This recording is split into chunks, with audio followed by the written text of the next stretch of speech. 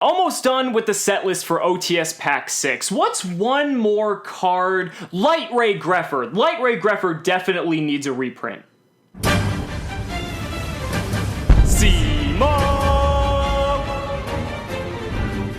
What's going on, guys? It's Cimo. So yesterday, OTS Pack 6 got completely spoiled and leaked, so now we know the complete contents of that set. So today I wanted to discuss the contents that are in there and give a little bit of a critique as to some of the card choices in this set as a whole, because I feel that's important for if Konami ever does watch this video, which I know they won't, but just in case, I feel like it's good to give that critique that if, you know, to pretty much improve these future sets. Now, an OTS pack is specifically a tournament store pack that is handed out basically as an incentive to get people to go to their locals and compete in tournaments. Essentially, that's supposed to be your buy-in prize, and even though all stores don't exactly abide by that, that's typically the norm. Now, the thing is with this, because this is for your local OTS stores, the advantage is this is supposed to be a pack that's more catered towards the competitive audience, because since those are the people that are more likely going to be attending locals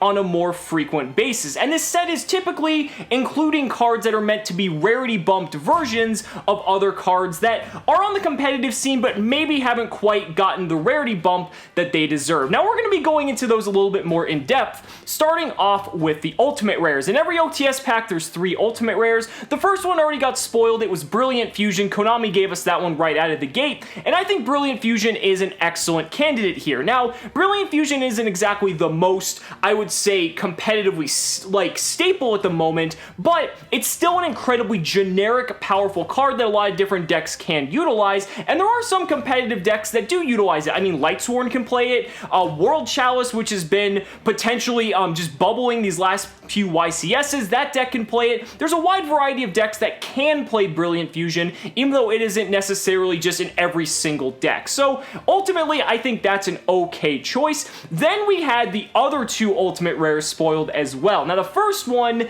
is Decode Talker. Now, typically in an OTS pack, I would say more often than not, there is usually a monster that's from the extra deck in here, and Decode Talker was the choice. Now, Decode Talker, in my opinion, is a very, very good choice, because you have to think, we're in Master Rule 4, Link monsters are, you know, pretty much the name of the game, and, you know, it's not Abyss Dweller, which I have been preaching for years now deserves an ultimate rare printing, but Decode Talker is pretty much the go-to generic Link monster when it comes to Yu-Gi-Oh, at least at the current moment. I mean, it's not only the generic go-to Link monster competitively, but it's also the main protagonist's, you know, signature boss monster outside of, like, Firewall. So you have to kind of think it kind of makes sense from both a casual and competitive standpoint that that's the card that's going to get the ultimate rare treatment. Frankly, I don't think anyone's really going to be upset with this. I think it was a really good choice. If there's really any Link monster that's going to get the first ultimate rare printing,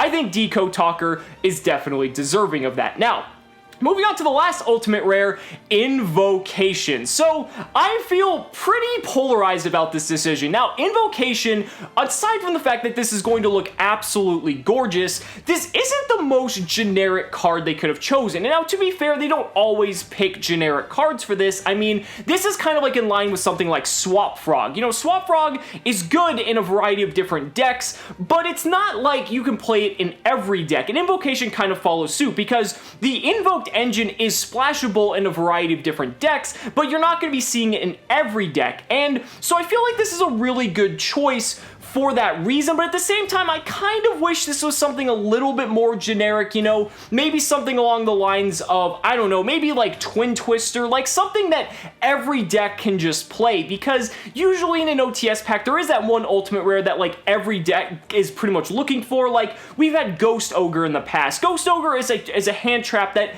every deck can play in some form or another. So I feel like that's a really good candidate just because of the fact that everyone wants it for their deck. But something like Invocation, it's going to have a high demand, but at the same time, it's not as generic as I would have liked. But overall, I think the ultimate rares are really good, and feel free to agree or disagree with me down in the comments below.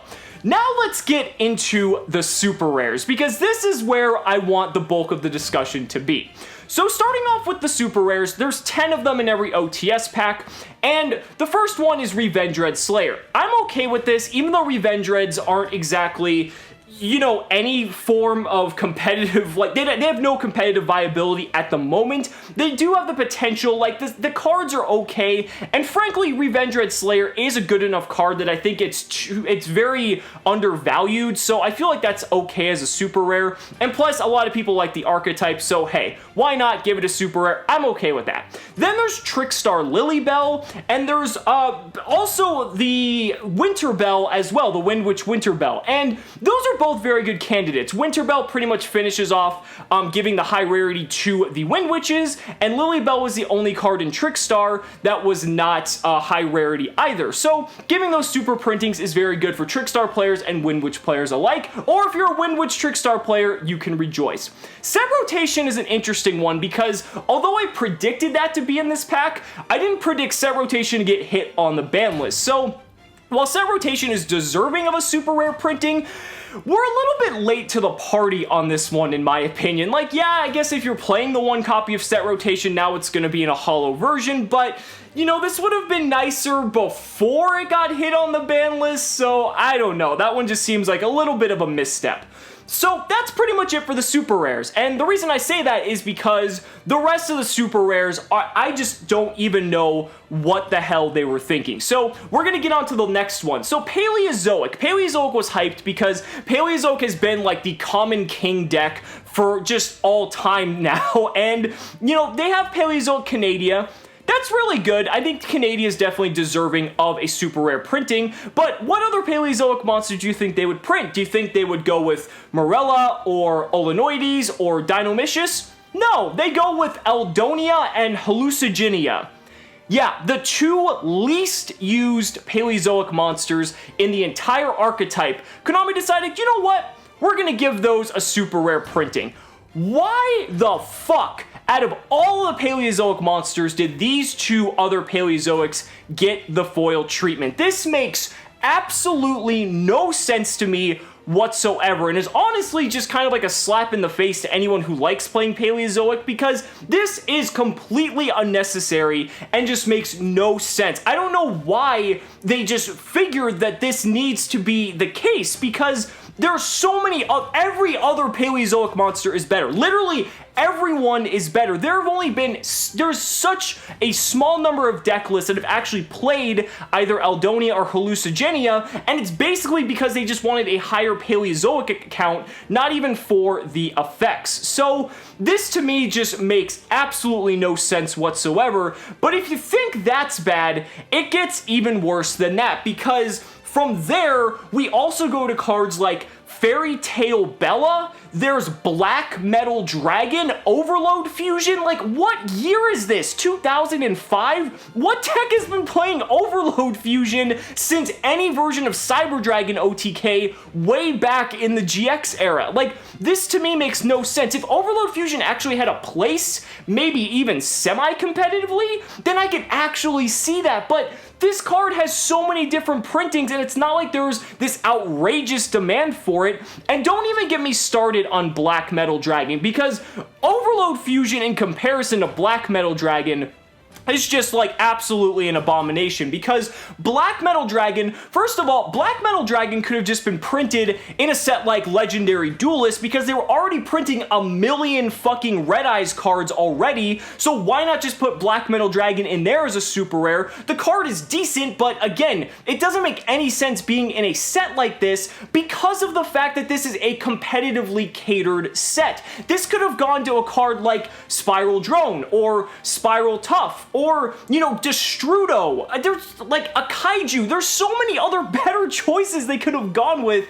instead of something like Black Metal Dragon. That's just going to perplex me until the end of time, but ultimately, that's what they ended up going with, and that's going to end my little rant. Now moving on to the common cards, frankly, I think they did a better job with the common cards than they actually did with the super rares, and I'll explain. So for the common cards, there's a lot of them. The ones that are really good are Gemknight Garnet, Gemknight Seraphinite, there's Amazoness Queen, Ojama Blue, Recurring Nightmare, Disturbance Strategy. These are all very, very good choices. Some of them might not be the most competitively relevant, but some of these cards have demanded outrageous price tags because they've only had a single printing and have never had just the opportunity to get the reprint. So coming in the common slot, that's perfectly fine because anyone who's playing something like Amazoness or maybe with the new Ojama support coming out, I want to give them a little bit of leeway because at least these were high value cards getting the reprint compared to something like Black Metal Dragon, which is like 15 cents and they're giving it a super rare printing. I mean, that just completely baffles me. Then there's cards like Anishi, Shien's Chancellor, which again, isn't the most competitively viable, but Spirit Warriors just came out, so I can kind of see like what they're trying to do there. And then there's also Phantom Skyblaster, which again is a kind of random reprint, but it makes tokens and links use tokens a lot. So again, I can kind of see that. But then you've got cards like Spirit Master, Shiranui Spirit Master. You got the Predaplant Scorpio. Like, why is Predaplant Scorpio a common? That should have been a super rare because that is such a strong, just starter engine card that card definitely is warranted for a super rare. And then you've got Dragon Shrine, Gozuki, Light Ray Greffer. Like, again, I don't know where these random common cards were coming from because if you look, there's not even any OCG imports in here. Typically in one of these packs, we get 3 cards from the OCG that never got printed here in the TCG. It's typically 2 vanillas and a fusion, and while that may not be such a big deal,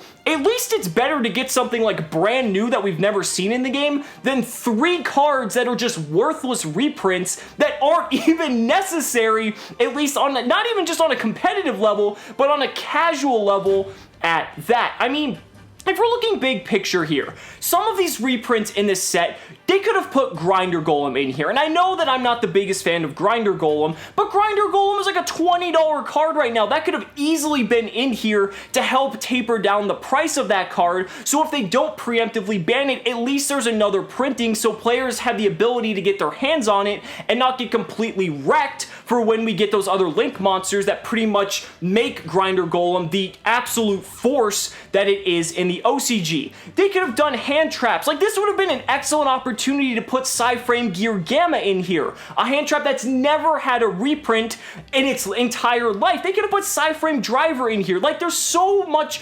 opportunity in a small tournament set like this that I feel like they really missed the mark on a lot of it. Overall, the ultimate rares are good. Some of the super rares are decent, but a majority of them are really not that good. And the commons, while some of them are very good reprints of high-end expensive cards that have never been reprinted, again, it was another missed opportunity for them to reprint some other cards that desperately need a reprint, especially the further we move into Master Rule 4 and the format of links. But guys, those are just my thoughts. Let me know down in the comments what you guys think about OTS Pack 6. I'd really love to hear your thoughts. Do you think that they did a good job with the selection, or do you think that this is a far cry from what it possibly could be if, let's say, they gave a lot more thought into what the community actually wants by comparison? So guys, thank you so much for watching the video. Be sure to like the video as always. Subscribe to the channel for more amazing Yu-Gi-Oh content. And if you found this video informative, consider backing me on Patreon, because just by pledging only $1 a month, you're investing in my ability to continue bringing you amazing Yu-Gi-Oh content. So thanks so much again, and we'll see you next time.